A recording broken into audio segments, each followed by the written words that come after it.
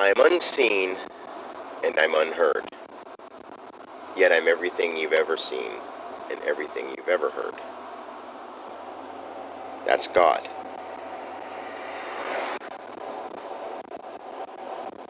Tasting, touching, smelling, seeing, hearing. Those things, each one creates, at least, to the average mind, at least 3 scenarios. It's the taste, or the tasteless, or never to have been. No, never to have been tasted, never to have been such a flavor. Then there's the sightless, or the unseen, and then there's the seen. But then there's the concept of it never being in your sight to be seen. Like everything you looked at.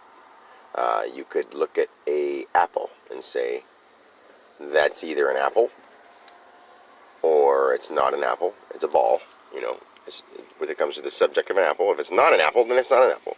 So it's either an apple, or not an apple, or you've never seen an apple to know what an apple looks like. Those are at least 3 options.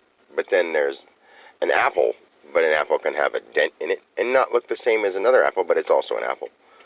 And that would be like another dimensional plane, but we're just going to go with those 3. The being here, the not being here, or the never being, or never existed. So, that's 3. But God is those 3, and every element of them, along with all those other imaginary dimensions, or the different angle dimensions, or how it could move 1 inch and change its life, that kind of dimension. Those kind of different things are on top of those original 3 simple concepts that every person could get. Here, there, or never around at all. Like here, there, or non-existent.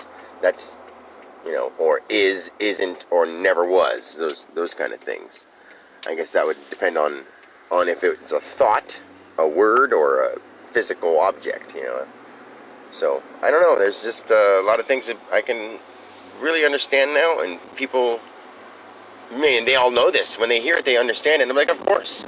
But if they really start thinking the way that this would, if they really understand it, and they start really understanding, they will change their whole life. It'll change everybody's lives. It'll change the world.